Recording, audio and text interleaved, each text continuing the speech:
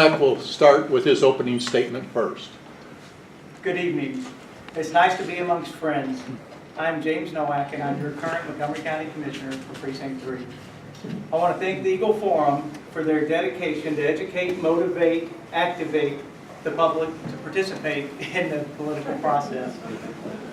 Tonight I will review with you my first 3 years in office, highlight my accomplishments, and make evident to you that there is only one candidate in this race that's qualified, proven, and ready to continue to serve as your commissioner.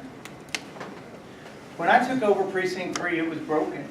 Employee morale was low, the equipment was in disrepair and substandard, the facility was in disarray, dirty, inadequate, and there was no plan in place. There were isolated pieces to the puzzle that operated independently. Road, the community centers, the nature center, and the recycle facility. The recycle facility was in such bad shape that the county's own risk management department shuttered the doors for nearly a week for the protection of the public and our own county workers. Changes had to be made. I brought with me my 17 years of experience in the corporate world, working for some of the largest corporations in America. With this experience and the buy-in that I created and the sense of purpose and togetherness that I formed, we transformed Precinct 3 from a reactive, totalitarian regime to a proactive team with decentralized management that focuses on delivering high-quality governmental services timely and accurately. When I ran for office, I promised accountability, accessibility, transparency, and protecting our quality of life. I'm proud to seek re-election on the theme, promises made, promises kept. Since taking office, I developed a short and long-term mobility plan. I've eliminated the dysfunctional red light cameras, completed 37 mobility improvements, introduced the flashing yellow arrow, secured better pay for our law enforcement officers, renovated the community centers, opposed the Woodlands Parkway extension, secured the lion's share of a road bond for Precinct 3, making certain that those dollars were focused where they belong, on the east side of I-45. I've opposed wasteful spending of useless consultants. I opposed tolling the flyovers. I've opposed the 249 tollway, which TxDOT had already funded and was prepared to build. I voted against firing the whistleblower. I voted against selling the Corley facility. I was against stopping the investigation, and I most certainly voted against paying those off that were involved. I'm most proud of working with Constable Ryan Gable in forming the Internet Crimes Against Children's Task Force. These men and women work tirelessly to protect our youth from those who hide behind a computer to trade child pornography and meet 13-year-old boys in parks. These sick individuals have only one place in our society, and that's prison. Thanks to Constable Gable, the DA, the Sheriff's Office, our judges, and our juries, that's where Montgomery County sends those people. I've made it clear my relationships are solid. I represent the people, not the politicians. I am your voice on Commissioner's Court. I have the endorsements of our men and women in uniform, and both Tea Parties, the Montgomery County Tea Party and the Texas Patriots PAC. But the endorsement I'm most proud of is that of the individual voter and the literally hundreds of signs that I have in people's yards. That is a true mark of a statesman, not a politician. Thank you. Mr. Sanders.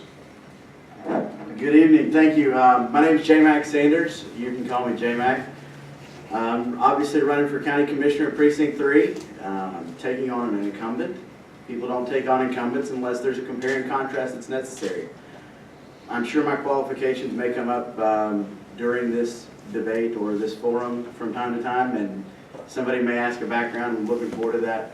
At the end of the day, I'm here to help restore honesty and integrity to this office. It's not that I'm not running, this is not an office that I'm seeking out of opportunity. This is an office I'm seeking out of necessity.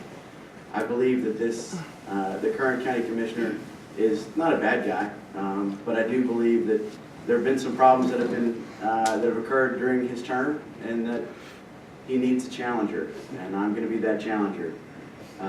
We've had some wasteful spending that's occurred while on his watch. We've had some relationships that have been broken, not a get along to go along, but at the end of the day, we all live in the same sandbox, which is called Montgomery County. We don't have to play together and play well every day all the time, but we do have to still live in the same sandbox. That being said, relationships are very important. I don't expect unanimous consent in any shape, form, or fashion. I don't get it in my house. I certainly don't expect it in any capacity as a government official that's elected that's out there. I want to be a public servant that leads by uniting and not dividing. Somebody that unifies groups, brings coalitions together, talks to public leaders that are out there that are elected, those that are in homeowners associations, and have an open forum and a dialogue back and forth, transparent. It's the classic politician's answer to many things is, hey, more greater transparency. We all ask for it. Sometimes we have it, sometimes we don't. I'm going to pledge that to you as well. So, running for Commissioner, Precinct 3, my name is Mack Sanders. Thank you. Yeah, first two questioners, got some new ones, so I'll mix them up real good.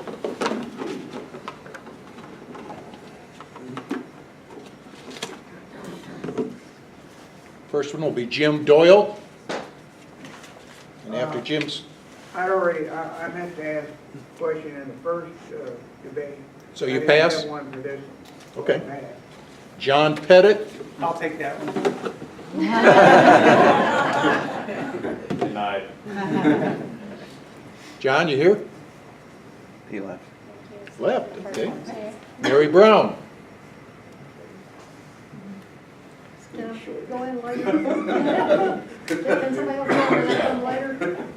Because you have such good questions, we'll let Okay. Dale, she'd like to just sit for just a minute. Paul Edwards.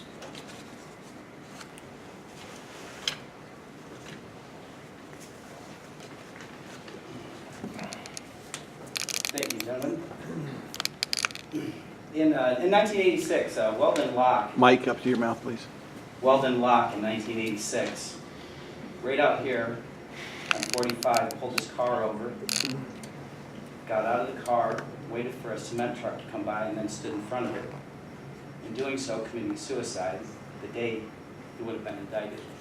We've had jumping forward. There's been so many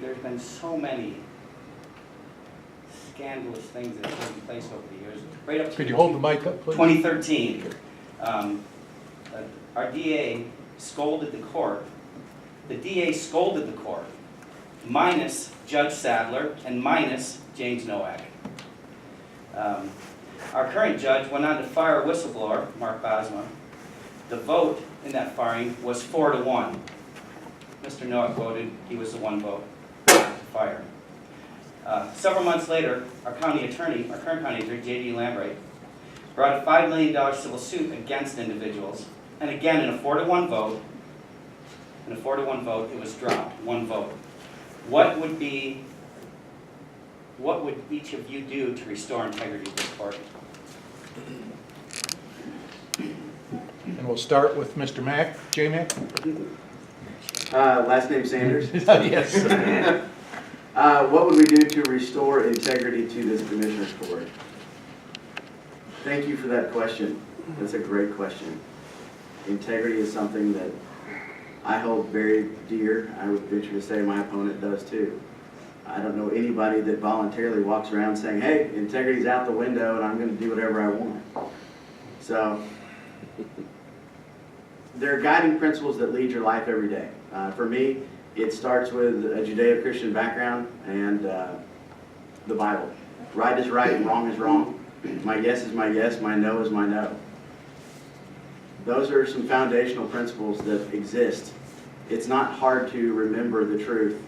It's very complicated to remember things that may not exactly be the truth. So I don't have to remember a lot of things because I know that it is the truth. Implying in the question that the court is missing integrity, I would agree with you. I believe that there have been some integrity concerns that are with the sitting county commissioner for Precinct 3. transparency is something that helps to overcome integrity concerns that are out there.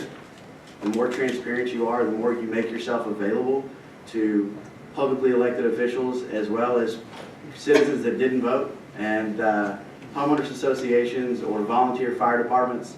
The more you make yourself accessible, the more they learn to trust you, the more you become trustable to them. And relationships exist. And as those relationships become stronger and stronger, the integrity, either you have it or you don't. And so a relationship does not get stronger without integrity. I have very strong relationships with many people in this community and many of my clients and many of my closest friends, obviously. But those relationships are very important. And with good relationships and honesty, integrity will be restored. Mr. Nowak? The only relationships that I'm concerned with are with you, the voters. That's what's important. And I think it's overwhelming for me to sit here today and have a room full of people that are here because of the honesty and the integrity that I do bring to the court. Our Commissioner's Court faces unique challenges every single day. And to be able to address those challenges, you have to be centered and you have to be guided by your faith and by the decisions that you make. I make my decisions based on principle and based on the fact that I want things to be done uniformly. I want them to be done fairly. I want them to be done consistently. And we don't always get that in Commissioner's Court. With me, you do. I have no problem being a standalone vote. If you want to get along, go along guy on the court, you've got it right there. If you want somebody that's going to stand up and stand alone when needed, I'll do it. And I think that's why this room is full of my supporters tonight.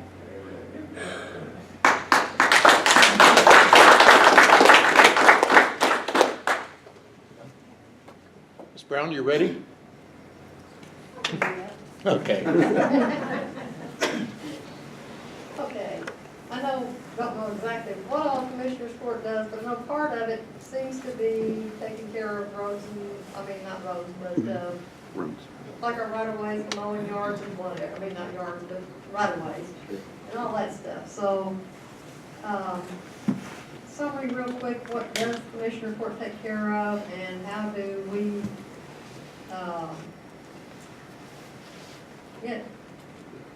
if we know there is a problem in a specific area, how do we deal with that? Like, in our subdivision, they added a new part of the subdivision.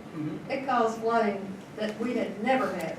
Water ran over my driveway like that in the heaviest of rains. That time, well, twice now, it has come up over my knees. Not acceptable. How do we deal with that? Did you come to court last week? No. No? Mr. Nowak, you get to start the answer. Absolutely. First of all, a commissioner, I like to say it like this: we are responsible for stop signs, red lights, speed limits, drainage to a certain extent. We set the tax rate.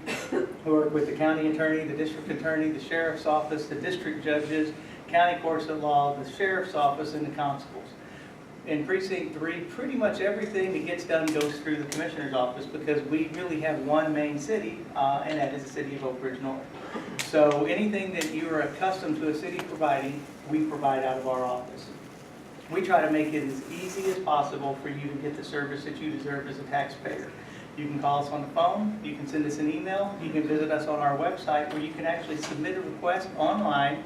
Our workers will get that request out in the field and they can close out that work order right there in front of your house. And that's something that we implemented and other commissioners now are adopting that. Precinct 4 is moving to a system that we established in Precinct 3. And that's the type of innovation I think you want from your county commissioners. As far as your specific situation, I'd be more than happy to learn more about it, find out which precincts you're in. If you don't know, you can visit mctx.org. There's an application where you can type in your zip code and it'll tell you who your commissioner is. But I'd be more than happy to help you anytime, anywhere. Thank you so much. Mr. Sanders. It honestly answered the question. It's what is the county commissioner doing? So when talking about the county commissioner, many people are asking, well, what do y'all do? What do you not do? And I basically break it down. Most people recognize what a mayor and a city council are. I tell people that as soon as you walk out of the city limits or the county limits, the county commissioner's court takes over. You've got the county judge, which is the for example of a mayor, and then you've got the city council, and that would be the commissioners court, the other 4 main commissioners. So they're responsible for typical city-type services, as well as the budget for the sheriff's department, as well as the budget for the judicial system, and the library system, and others. Got it? Okay, our next 2 questioners will be, just going to be one at a time here.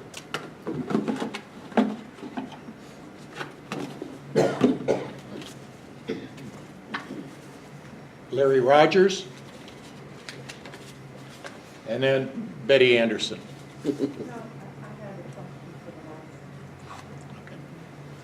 Mr. Rogers. Mr. Sanders, if you would, could you give us a little background of who you are, where you're from, what you do, what you've done in the past that you qualify? Sure, absolutely, thank you. I'm a real estate broker by trade, so that means I'm a residential real estate broker by trade. I'm not a commercial developer, I'm not a commercial practitioner. I do some residential property management. I sit on the Panther Creek Village Association, which can be a positive or a negative compared depending on who you talk to. If you're on the east side versus the west side, which is something I'm trying to overcome, is the east and west side divide. But I started out a career after college, went to Baylor for undergraduate, and then I moved to Washington, D.C., worked for 2 U.S. senators. One was Frank Murkowski from Alaska. I was his personal assistant / driver. Learned a lot from that man, got to spend quite a bit of time in a very lowest end, bottom of the totem pole capacity, literally in the office. I was the least senior ranking person there, as to be expected. And learned a lot from that man. He told me one night as we were leaving, walking to the car, he said, you know, J. Mack, don't give us the money, we'll spend it. And that was a guiding conservative principle that I understood then and have been able to grow in. After that, I went to work for a home state senator from Arkansas. I was in Washington, D.C. on September 11th, 2001. And September 11th, 2001, at 5 a.m., we didn't know we had a problem. The first plane hit, we knew we had a problem, but we weren't quite sure exactly what it was. The chief of staff brought us in and said, hey, everybody, we're in the safest airspace in the world. We've got the Pentagon, the White House, the Capitol, and the Supreme Court. We found out about 30 minutes later, 15 minutes later, we were not the safest airspace in the world. And the other plane was on its way to the Pentagon. Those are real things. That's where public service to me came from being this is just a job. This is, people are not going to like what you do, and they're not going to believe in you, and they're going to try and take you out for what it is. I understand that and I appreciate that. I knew when I got into this race that there will be people that do not like me, and there will be people that disagree with me, and that's okay. That's part of being a public servant. Thank you. Be nice to stop here. Mr. Nowak? Yeah, I would just like to give you just a little bit of information about me, since most of you know me. I'll tell you some things you may not know. My wife and I have been fortunate enough to travel with some pretty interesting people because of the jobs that I held and the esteem that those positions were held in. Some of the people I worked directly under were Barry Griswold, CEO of Principal Financial Group, Larry Zimpelman, CEO of Principal Financial Group, Charles Schwab, CEO of Charles Schwab and Company. I was hired by the 17th largest corporation in the world to run one of their sales divisions here in Texas. Chairman slapped me on the back and told the president to hire this guy and pay him a lot of money. I know what I'm doing, I know how to do this job, and I'm not nearly as concerned about the politicians as I am the people. So I thank you every day for the honor to serve you and to represent you, and I look forward to 4 more years. Okay. We'll give everybody a chance tonight. That's good. Penny Benbow. And then if Chuck Sheldon will have his question ready after Penny's done. Hi. First thing I want to do is just to clarify to you, J-Mac, that there's no east-west divide anymore since Nowak came into office. He's totally bridged that gap, just to clarify that. First of all, too, I would like to know from each of you who your major contributors are to your campaign, and does Ed Chance support either one of you? Mr. Nowak, you get to start. My largest contributor is probably LGI, which is a land development, a builder or developer. I have a lot of engineering firms that have supported me. Bob Perry in the past was one of my largest contributors. I don't know how far back you may want to go. His son supports my opponent now. And what was the other part of the question? Oh, Ed Chance. No, I can assure you Ed Chance does not support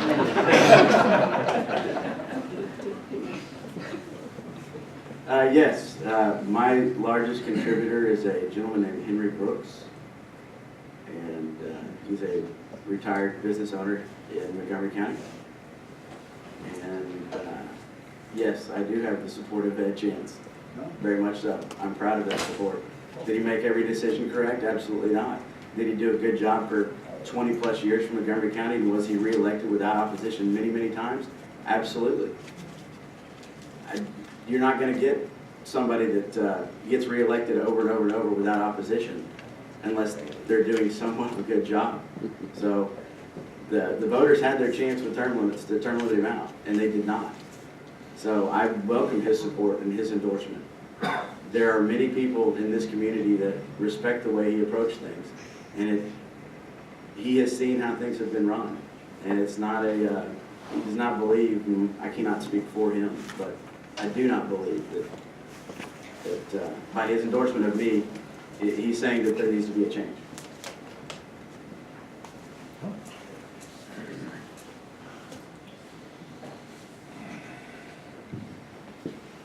Okay, bear with me now, I'm kind of on the fence here. Sure. That's phenomenal. That's great. If you're wearing that and you're still on the fence. J-Man, share me your first day in office, what are you going to fix that's broken? James, what is not broken? And second part is, what are you going to do about parks in the future? Mr. Sanders, you get to begin. My first day in office, what I'm going to fix is broken is relationships in South Montgomery County. Right now, he just told you his two biggest contributors were LGI, massive land developer, and engineering firms. You can't, those are two special interests that are intimately entwined. They understand each other, they know what's going on. You have engineers that know exactly where the land's going to be developed and how you got to get there is through roads, and the engineering firms build the roads. So they design them and then get them implemented. So the first thing I'm going to change is make sure that the people have a say. I'm going to create, I want the mayor of Shenandoah, the mayor of Oak Ridge North, the chairman of the Woodlands Township, and the county commissioner, preferably that day, if not the next day, to sit down in a room and have a conversation about what the needs are for each of them. They have separate needs. Shenandoah is not in Precinct 3, but Research Forest is, and so is Tammany on the other side. For them to not butt up, for those two to not butt to, they butt up to each other, and that is a very important relationship for us to understand the needs that are for Shenandoah, the needs that Oak Ridge North has, and the needs that Woodlands Township has, in addition to the other residents that are not represented by a municipality. That's what I'm going to fix. My understanding is there has not been an opportunity for all four of those entities to be in the room at the exact same time with this commissioner to talk about that. And I think if that happens on a quarterly basis, on a going forward basis, relationships can happen, because there may be a 15% overlap where you go, hey, that's phenomenal. Let's move forward with that. And then we start to find out ways where we can work together, because we're getting bigger. I-45 is going to get more congested, more people are going to be coming through it, and these are transportation, logistical, infrastructure issues that we have to deal with. Thank you.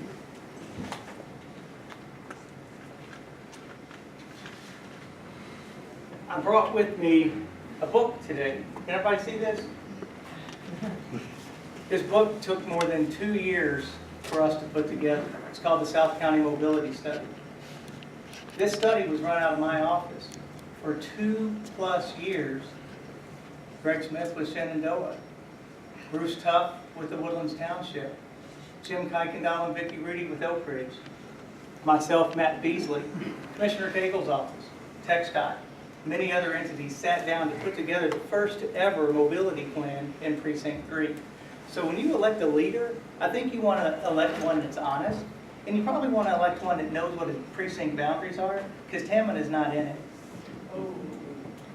Yeah, the city of Tammany, but as you extend, it passed. No, he got you there. And as far as fixing what's broken, we have an opportunity to fix things that are broken every 2 years, and that opportunity will be coming up in 2016. Thank you. And parks. Oh, parks. Oh, Yeah, absolutely. You're going to have me jump the gun, but I'm hoping, Mr. Beasley, this week, next week, we're going to have a press release on some new land that we acquired to expand Spring Creek Greenway and a new nature trail that's going to be opening up. It's already been groomed. The trails are being marked with GPS capability so we can find you if you get lost. And we're pretty excited about it. So thanks for asking. let me just make a comment. If anybody has a rebuttal, that will be in your closing statement. Okay. So the next two questioners will be Jim Jenkins, followed by Mike Holly. I had a question. I think you put the last session's questions in this group. We dumped everybody's card back in here. Okay, I asked my question last. Well, you can ask one this session also, if you care to. One on the way. But you can pass also, either way. All right. I have,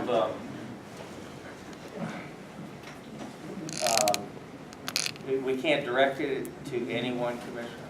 You can direct it to whomever you wish, but they both get a chance to answer. It's a. Put the mic up, please. It's a softball, okay?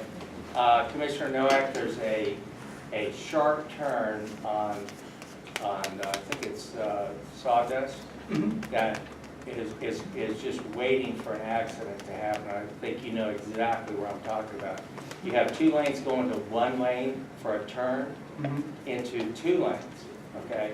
And the 2 lanes go straight ahead into a new development. I don't think you got paid off by those developers there, but I'll tell you, that's what everybody in the neighborhood is talking about.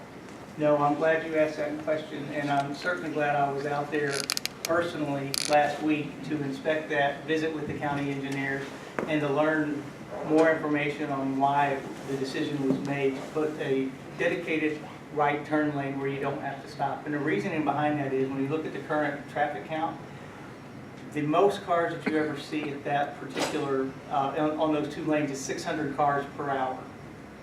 You can more than accommodate that in a continuously moving right turn lane. We wanted to give you the ability to get home without having to stop at that intersection. The engineers and I had a serious round of conversations. I had Charles Cobb with me out there, who runs our traffic operations department, as well as Dan Wiles and Rick Wong, to second guess really what the development company's engineers had requested. Our county engineers believe that that is the most optimal format for that lane. We're going to put in some permanent delineators to restrict movement, so people that go straight and try to jump over into the turn lane, they won't be able to do that any longer. And we'll continue to monitor that to make certain that if that becomes an issue, we'll be prepared to address it. J-Mac, do you have anything to say on that? Absolutely. I was not there. I know what you're talking about. It's going to be a massive development. There's going to be a lot of people. So I think a dedicated right turn so people can continue to move forward as they're heading westbound is very important. But I think that he brings up an interesting point.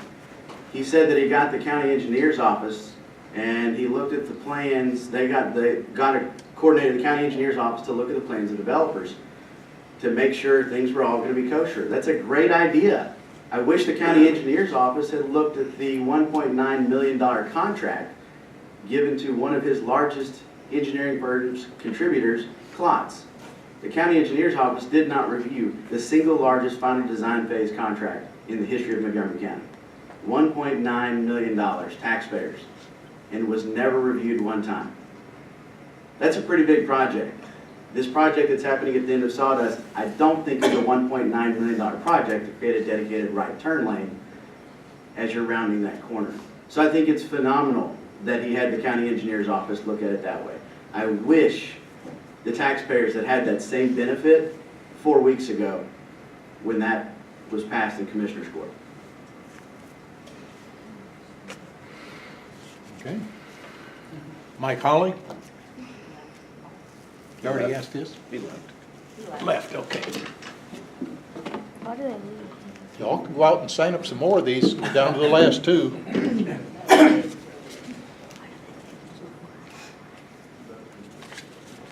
Next question will be Joe Dale Whitehead. Still here? Okay. And following her, the last question will be John Wirtz.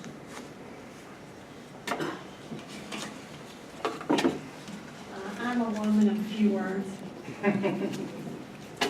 But I'm really here to clear up some facts, Mr. Sanders. Sure. You have stated over and over again, the commissioner's been sued twice. I think you're very wrong in that, because I'm one of the people you're speaking of. And that never happened.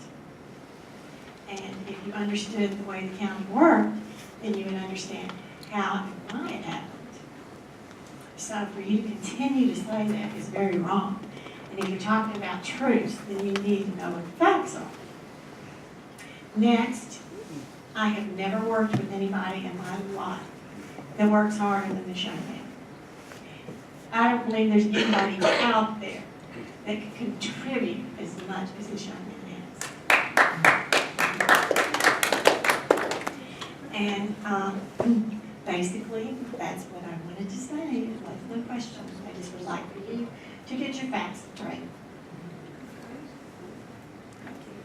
Mr. Sanders? That's phenomenal. I would ask, and you're never supposed to ask a question you don't know the answer to, but I would ask my opponent, what exactly was the scenario with Mrs. Jodelle Whitehead and County Commissioner Precinct 3?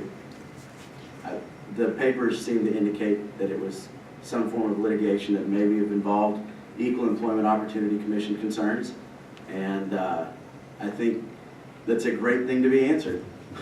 I would love, if I'm incorrect, I would love some clarification by the commissioner himself. Mr. Noack, 2 minutes. Ms. Whitehead, thank you for the kind words. And you being on our team has been a fantastic opportunity for both of us to get to know each other and for you to get to contribute to the overall performance of our office. And I would suggest that if someone has wants to learn something about you, that you're probably the best person to speak with about that, because I don't know how my opponent may run his business, but I'm certainly not going to air your laundry publicly. I don't think that's what you want, and that's not what's in the best interest of the community. So I thank you all for the great questions, and I'm looking forward to Mr. Wirtz. Any rebuttal there? Any rebuttal there? No, your rebuttals. Your rebuttal will be in your Closing statement. closing statement. Sorry, I didn't mean to step up. Gentlemen, No problem. our vetting process is widely known as the most thorough and transparent in this area, despite some claims to the contrary in the previous race. Mr. Sanders, you're one of 4 who declined to participate. If you wouldn't answer our questionnaire, then why, as a representative of the people, should we trust you in this position? And Mr. Nowacki,